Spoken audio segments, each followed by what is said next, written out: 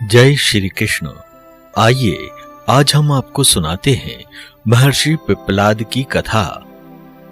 शमशान में जब महर्षि दधीचि का अंतिम संस्कार हो रहा था तो उनकी पत्नी को ये दुख सहन नहीं हुआ और वो पास में ही स्थित विशाल पीपल वृक्ष के कोटर में 3 वर्ष के बालक को रखकर स्वयं चिता में बैठकर सती हो गई।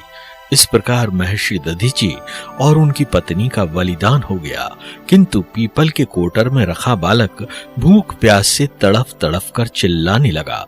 जब कोई वस्तु नहीं मिली तो कोटर में गिरे पीपल के फल को खाकर वह बड़ा होने लगा। बाद में पीपल के पत्तों और फलों को खाकर बालक का जीवन किसी प्रकार बचा रहा। एक दिन देवर्षि नारद वहां से गुजरे। नारद ने पीपल के कोटर में बालक को देखकर उसका परिचय पूछा। बालक, तुम कौन हो? बालक ने कहा, यही तो मैं भी जानना चाहता हूँ। तुम्हारे जनक कौन हैं?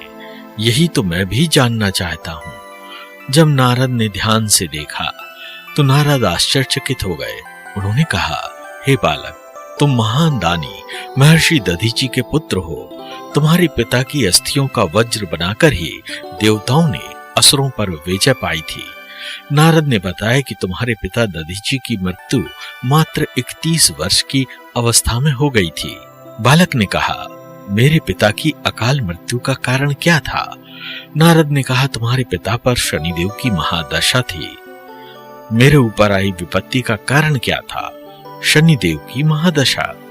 इतना कहकर देवर्षि नारद ने पीपल के पत्तों और गोंदों को खाकर जीने वाले बालक का नाम पिप्पलाद रखा और उसे दीक्षा दी। नारद के जाने के बाद बालक पिप्पलाद ने नारद के बताए अनुसार ब्रह्मा जी की घोर तपस्या कर उन्हें प्रसन्न किया। ब्रह्मा जी ने जब बालक पिप्पलाद से वर मांगने को कहा तो पिप्पलाद ने अपनी दृष्टि मात्र से किसी भी वस्तु को जलाने की शक्ति मांगी।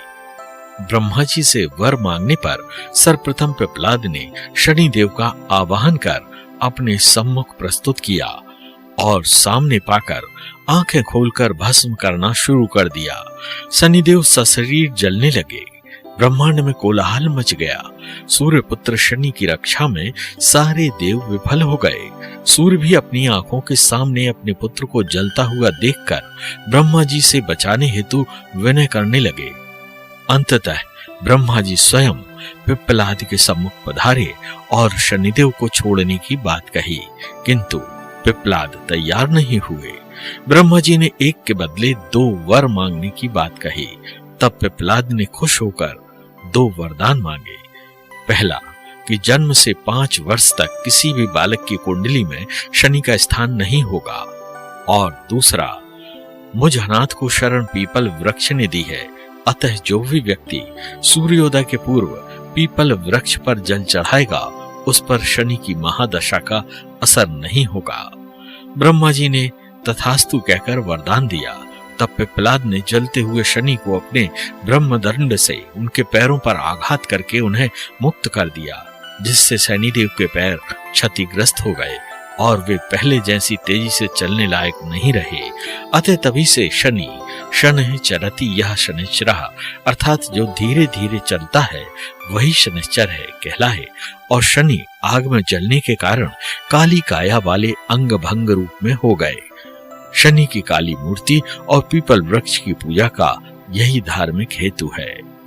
आगे चलकर पिप्पलाद ने प्रश्न उपनिषद की रचना की, जो आज भी ज्ञान का वृहद भंडार है। जय श्री कृष्ण।